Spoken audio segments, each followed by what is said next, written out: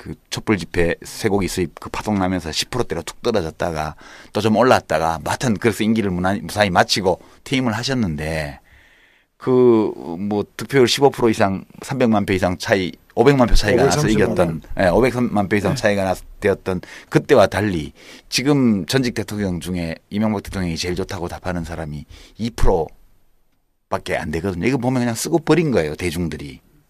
이런 거를 보면서 제가 참 권력이 진짜 무상하구나 이게. 그리고 저 개인적으로는 막 국민들의 여론이 민심이 어느 한쪽으로 확 쏠릴 때 그것이 항구적이라든가 또는 뭐 국민들이 언제나 현명하게 선택할 거라든가 믿지를 않게 됐어요 저는. 그냥 사람들은 그때그때 원하는 게 다르고 뭐 그 대상이 누구이든 자기가 원하는 걸 가졌다가 또 마음에 안 들면 그냥 가차없이 버리는구나. 그런 느낌을 많이 받죠. 근데 이제 특임장관으로서 이명박 대통령 모시고 또 상당 기간 일을 하시고 그 정권을 세우는데 또 1등 공신이셨고 뭐 지금도 또 좋은 관계를 유지하고 계신데 그렇게 국민들의 그 호감도 이런 것이 이렇게 오르내리다가 지금은 거의 없는 거나 마찬가지인 상태로 가버린 이걸 보면서 좀 어떤 느낌이 드세요? 뭐 그건 뭐 지금 유영 말씀하신 것과 뭐 권력이란 건 뭐 정자 무상한 거니까 그러니까 이제 권력을 전 그런 생각을 권력을 잡았을 때 권력을 놓고 난 다음에 내가 어떻게 평가받을 것인가를 생각하면서 정치를 해야 되겠구나 이 생각을 하죠. 그래도 계속 정치를 앞으로도 하실 거예요. 근데 그러면 정치를 그러니까 정치를 누구든 간에 누구든 간에 자기 권력이 영원하리라고 생각하면 안 되잖아요. 예. 지금 말씀하신 대로 진짜 대중은 대중의 이해에 따라서 권력의 선호도가 뒤바뀌는데 예. 권력을 잡았을 때 내가 권력을 놓았을 때 어떻게 대중으로부터 평가받을 것이냐 이 생각을 항상 하고 정치를 하면 큰 실수가 없죠. 예. 이명박 대통령도 그런 거 좀 느끼실까요? 어떠세요? 좀 다음에 뭐 직접 모셔다가 한번 그러니까 한번 제가 당사자가 아니지만은 네. 그 또 대통령 재임제 뭐 잘한 것도 있고 예. 또 뭐 못한 것도 있고 뭐 그건 다 뭐 똑같지 않겠습니까? 예. 평가에 뭐 시간이 더 지나봐야 알겠죠. 예. 예. 또 더구나 내로서는 그 정권을 세우는데 기여했던 사람으로서 네. 지난 정권이 잘못했다 그래서 뭐 잘했다 그래서 잘한 것만 내세울 것도 아니지만은 잘못했다 그래서 또 뭐 금방 자기가 참여해서 만든 정권인데 뭐 잘못했다 그래서 돌아서고 그렇게는 할 수 없는 거다. 그 좀 잘못된 거는 잘못했다고 지금이라도 얘기하는 게 안 나요? 아니 뭐 그런 사안이 있으면 뭐 아니 예를 들어서 제가 지금도 안 잊어버리는 게 예. 김문수 지사도 제가 도지사 선거 때 그 얘기했는데 이제 4대강에 봄 만든 것 때문에 수온 올라가고 유속 늘어져서 엄청나게 환경 피해가 생길 거다 그렇게 얘기를 했더니 물그릇을 키우면 물이 더 맑아진다 주장을 계속했어요. 근데 저는 지금도 들어오는 물이 똑같은데 그릇을 크게 키우면 물이 맑아지나 이 생각 때문에 마음이 되게 아팠어요. 어떻게 저런 주장을 하시지? 지금도 그렇거든요.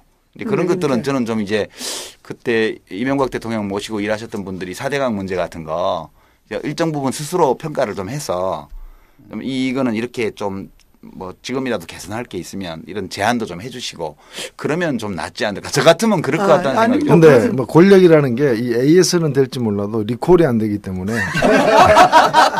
그 뭐 명백한 한계가 있습니다. AS도 안 돼요. 아니 AS 하신다고 아까 말씀하셨으니까 근데 그게 리콜이 안 되는 게 그게 문제인 거죠.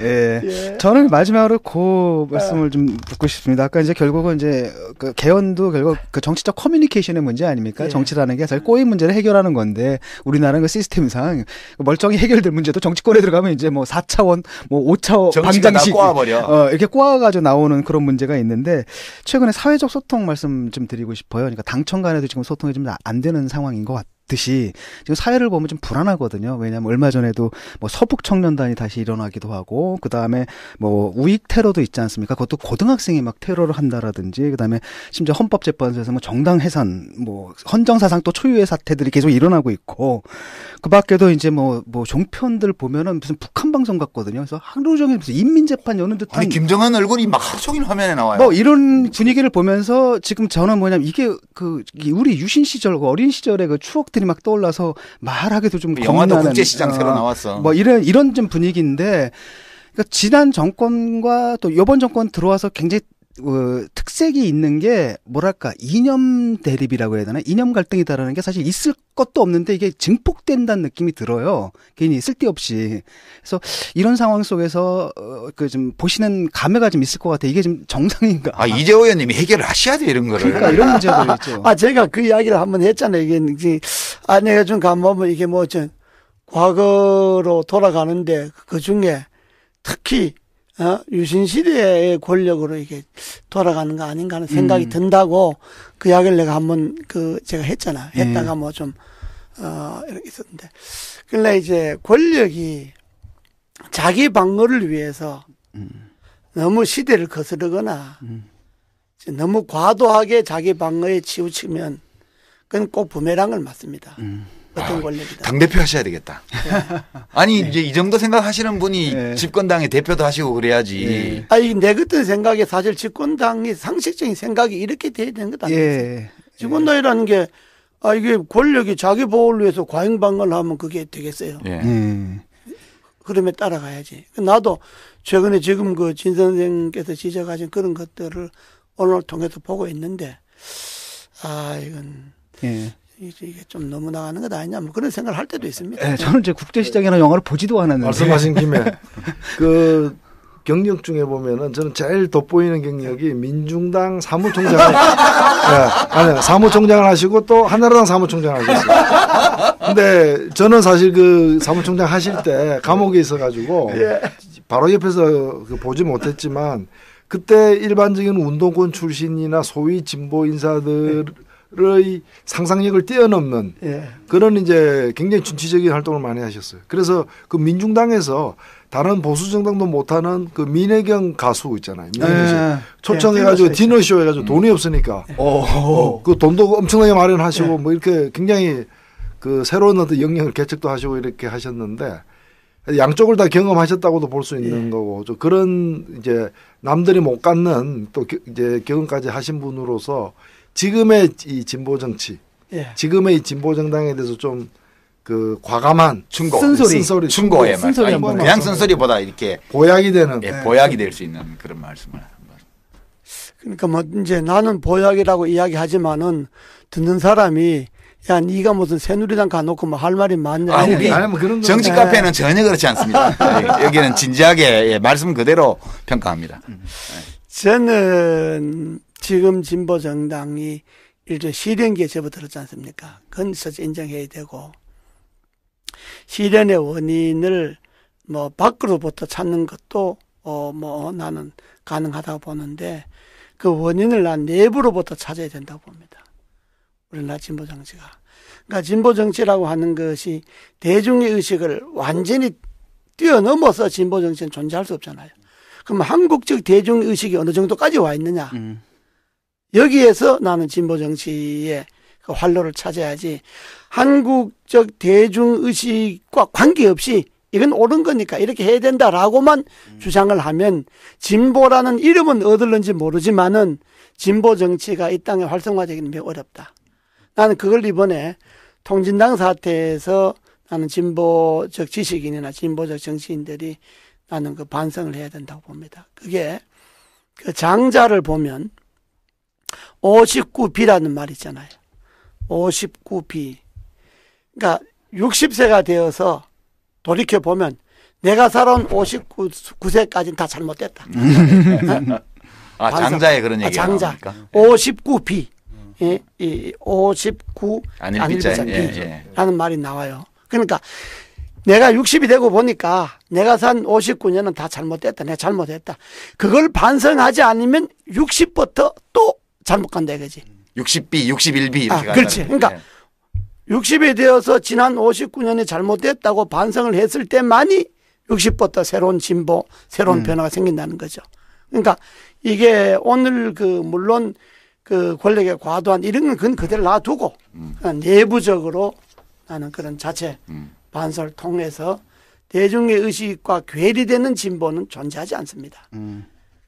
가장 훌륭한 진보는 가장 훌륭한 대중의 의식을 담을 줄 있어야 됩니다.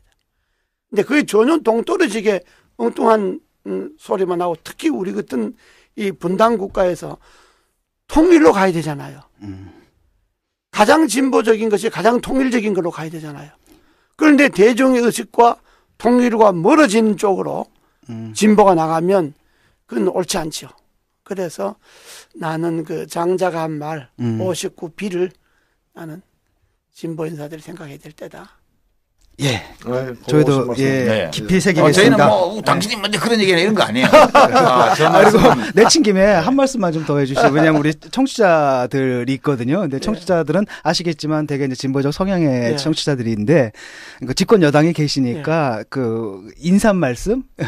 우리 나와서 말씀해 주시는 것만 해도 고맙지. 또 연말 이게 오늘 특집이니까. 연말 특집이니까 새해 인사도 좀 해주시고 또 뭐 하시고 싶은 말씀이 있으면 못하신 말씀 최소 100만 명입니다. 네. 나는 사실 뭐 오늘 나온 게 진보냐 뭐 보수냐 떠나서 우리 유시민 의원님이나 외찬 의원님이나 또 우리 진 선생이나 다 잘 또 뭐 나는 내 마음속으로는 다 평가를 갖고 있는 분들이니까 난 뭐 서울시 나왔고 또 이런 것이 이 정치를 발전시키는데 사실 진보나 보수를 떠나서 난 이런 허심탄회한 이야기들이 나는 정치 발전에 도움이 된다고 보고요.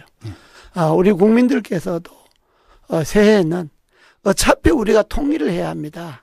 어차피 뭐 싫든 좋든 우리는 뭐 우리끼리만 살겠다 이런 생각 갖고는 이게 앞으로 변화하는 특히 동아시아에서는 살아나갈 수가 없으니까 통일을 해야 되니까 뭐 먹고 살기도 급한데 뭐 그런 그까지 생각할 여력이 없겠지만은 그러나 부지런히 먹고 사는데 힘쓰고 남는 시간이 있다면 좀 진보냐 보수를 떠나서 좀 멀리 보고 나라의 미래가 우리나라가 어떻게 돼야 되겠다 이런 생각도 좀 국민들께 해주시면 고맙겠습니다.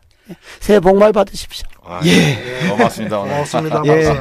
오늘 오랜 시간 나와주셔서 또 흔쾌히 나와주시고 또 오랜 시간 좋은 말씀 들려주셔서 박근혜 대통령이 나오셔서 저런 얘기 해주시면 얼마나 좋아 진짜. 앞으로도 그러니까 그러면 안 앞으로도 돼요. 좀 우리 이렇게 할 일이 없어요. 집권 여당 측 그 뭐랄까 의원님들 또 모시고 그 소통이 너무 없는 것 같아요. 그래서 서로 이제 너무 떨어져 있다 보니까 쉽게 적대상들을 구성하고 그럼 잘 모르면 미워하게 되는 건데 그런 것들을 좀 없애는 계기가 됐으면 좋겠습니다. 오늘 나와주셔서 너무 감사드립니다. 감사합니다. 말씀 잘 들었습니다. 예, 그리고 저희는 여기서 물러가겠습니다. 청취자 여러분들 새해 복 많이 받으십시오. 복 많이 받으십시오. 예.